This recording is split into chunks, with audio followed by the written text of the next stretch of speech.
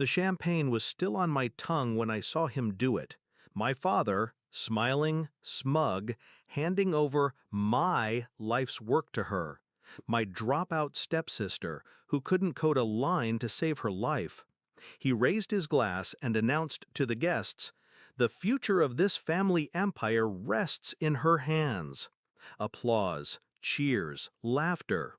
I stood there in my wedding suit, the ring barely on my finger, and watched as years of sacrifice were stripped from me like it meant nothing.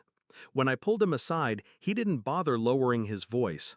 He shoved a $20 bill into my palm and said, "This is your worth.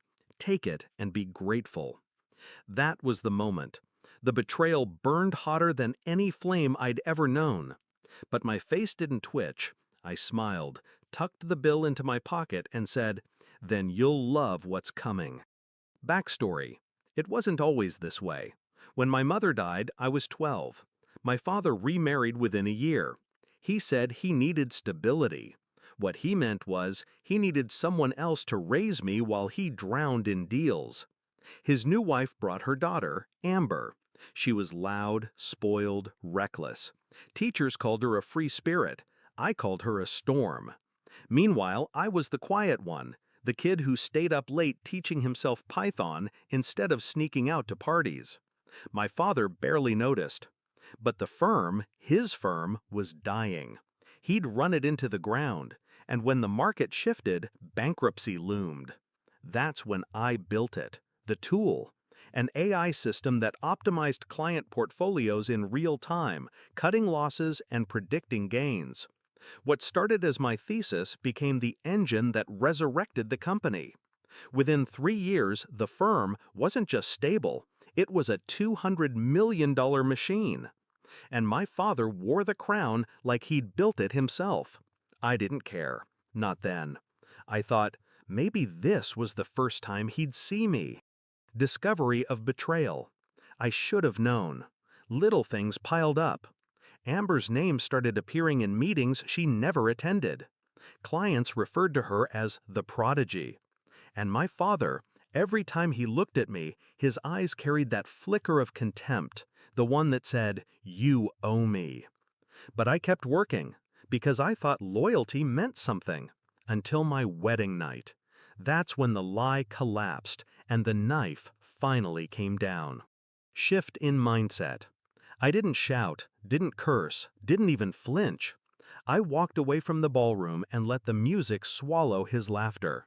In the silence of the hotel hallway, I made a vow, not to destroy them with rage. No, rage is messy, loud, forgettable. I would bury them in silence. I would make the ground beneath their feet tremble. And I would do it with the very thing they thought they owned. Execution of the plan. My AI was never just one system. That's what they never knew. The public tool was powerful, yes, but it was only the mask. Behind it, hidden deep in the code, were subroutines only I could activate. Failsafes, locks, keys. I'd built them in not out of malice, but survival. You don't hand your entire life's work to people who see you as disposable without an escape route. That night, while Amber was busy posting champagne selfies and my father was drunk on his own arrogance, I went home, powered up my server, and flipped the first switch. Within minutes, the AI forked itself, creating a private branch only I controlled.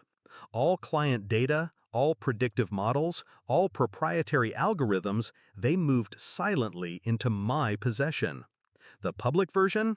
It stayed live, looked normal, but under the surface, it began bleeding. Predictions skewed, timelines lagged, margins thinned.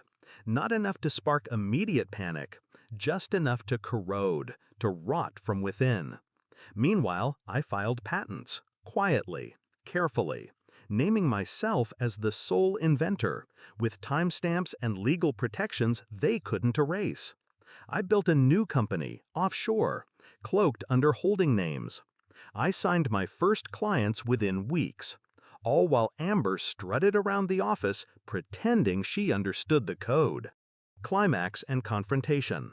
The morning after the wedding, they arrived at the office. I was already there, waiting. Amber walked in first, heels clicking like gunshots. My father followed, his tie crooked, his face flushed with the arrogance of a man who believed he had won. But then the floorboards started shaking. Not from an earthquake, no. From the servers beneath, overheating, straining, as the AI buckled under its own corruption. Screens flickered, graphs spiked red, phones rang off the hook. Clients panicked. Amber's smile faltered. My father barked orders no one could follow. I sat in the glass conference room, watching, silent, calm, until his eyes found mine. He stormed in, slammed his hand on the table. "What